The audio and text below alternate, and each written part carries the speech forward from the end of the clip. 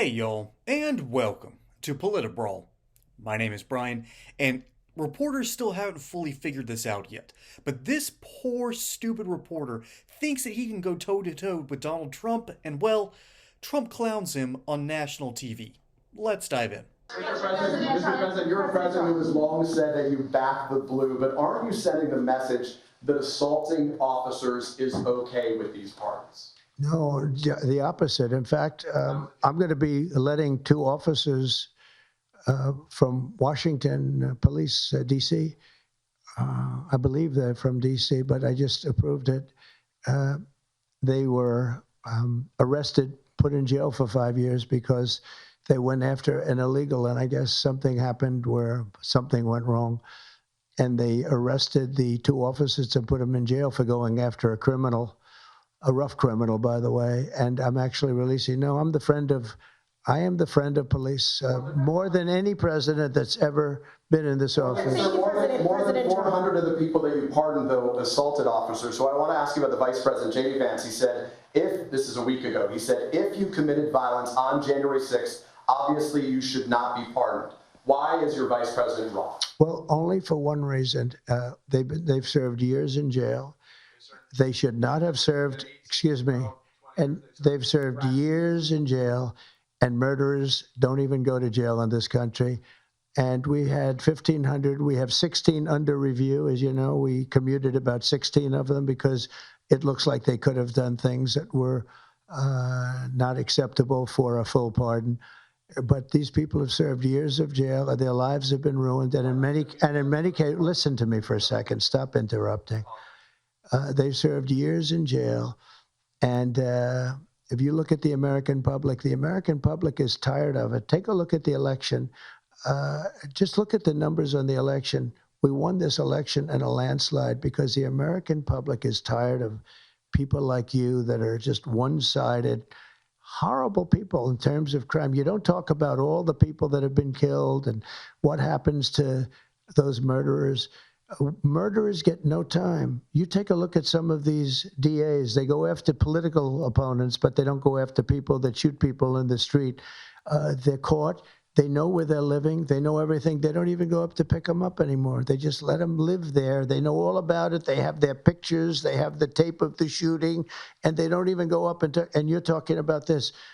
No, we pardoned people that were treated unbelievably poorly. In the history of our country, there's never been anything take place like this. They're still looking for them, but they're not looking for the murderers, the people that are killing everybody. We are, though, and we're getting them out of the country. We just started that. We're getting them out of the country, and they're going to be gotten out of the country fast. They came in illegally from jails and from prisons. They killed many people. Some of them killed many people. About 50% of them killed more than one person. They were released into our country. That's what we're focused on, not the kind of nonsense you're talking about. Attaboy, Trump. The nonsense that they're talking about is nothing more than a media frenzy and ultimately a group of people just clutching their pearls. Oh, how terrible. That day in January was the worst thing that happened in American history. I'm sorry. Did the Maine explode? Did the Twin Towers fall? Is there still oil leaking from the USS Arizona? How about the attack on Fort Sumter?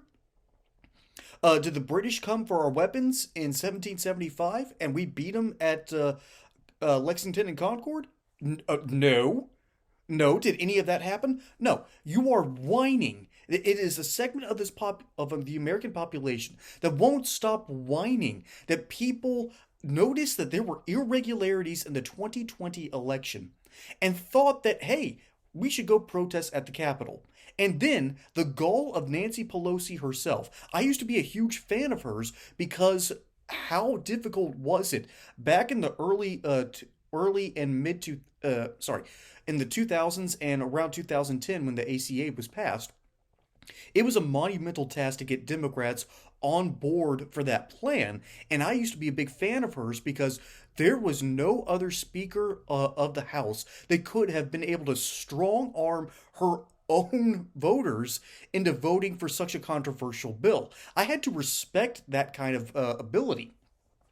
But I lost all of that when I realized that, wait a minute. Who is in control of the Capitol Police? Who has final say in how the Capitol building is protected? Is the Speaker of the House. That woman should have had the wherewithal and understanding that, oh, there's going to be a protest here. Let's beef up security. Let's keep people at a distance. And let's make sure that our senators and our congressmen are able to make their votes on this special day. But she didn't do it because she wanted the photo ops, she wanted the chaos, she wanted the destruction to happen. Okay? I cannot respect that. And the people that don't understand that have been fed nothing but nonsense. And Trump talks about this because this reporter is trying to bring up this idea that, oh, Republicans secretly don't want law and order. We just want the law to be applied. Okay? We just want the same standard that has been given to us for the past 20 years, arguably longer than that, to be applied on both sides. In 2020, who was arrested during the Chaz riots? And if you don't remember what that was when some really crazy people in Seattle tried to make their own independent country in the middle of a city, and a handful of people died because of lawlessness there in that arena. How many people and businesses were destroyed because the media lied about George Floyd? How many businesses were destroyed in Atlanta? And I was on the day of that protest. I just so happened to be able to squeak through 75, the 85-75 interchange, in order to make a medical delivery to one of the Atlanta hospitals. If I was 5 minutes later, I would have been shut down. My vehicle was going to be ransacked by these protesters that were shutting down the entire interstate. Okay? That is an actual disruption. Okay? When it comes to justice and Democrats, those two don't even belong in the same sentence anymore. Local governments of Democrat rule, for the most part, have been genuinely terrible at getting justice to people who deserve it most. And yet we're out here clutching our pearls. These reporters are out here talking about the Capitol. Are you kidding me? No, this nonsense needs to stop. And J.D. Vance is right. People who were violent towards policemen, let's be honest here. If you're violent towards the police and you aren't under any other influences, I'm not saying throw the book at you, but I'm not saying let you go either. That's something you've got to work off, and that's something you've got to pay restitution for. But if you, just because you were protesting at the Capitol building, just so happened to walk in, you stayed between the lines, you might pick up a lectern, and you take a funny photo, and instead you are sentenced with prison time, you got the book thrown at you for criminal trespass, all because Nancy Pelosi refused to do what was necessary to protect the members of Congress that day.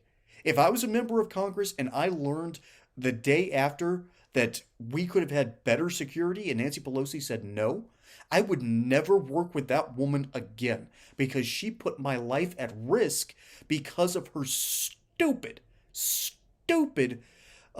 attempt to play politics and ultimately hurt the American people by hurting the legislature. No, that's putting my life in danger. No, lady, you had the ability to stop this. You had the ability a long time ago to work with the process, but instead, she refused. So, no. We are not asking the right questions about that day. Okay? And instead, this journalist hasn't figured that out yet, that the vast majority of Americans don't care. Okay? The people I worked with in 2020, I changed jobs that year, started working in a different warehouse, and no one cared. They all knew I was politically active. They all knew that I was a little bit outspoken, and no one bothered to ask me a question about that day. No one cared. The average rank and file person does not care about that. What they care about is getting justice in their own communities, and that, simply put, does not happen. This reporter is barking up the wrong tree and probably needs to reassess his life values, particularly after getting that little backhanded slap by Donald Trump. Okay? This dude probably needs new priorities. Folks, my name is Brian. Hope you enjoyed that segment here on Politbro. Don't forget to like and subscribe. Catch you on the next one. And until then, y'all have a good one.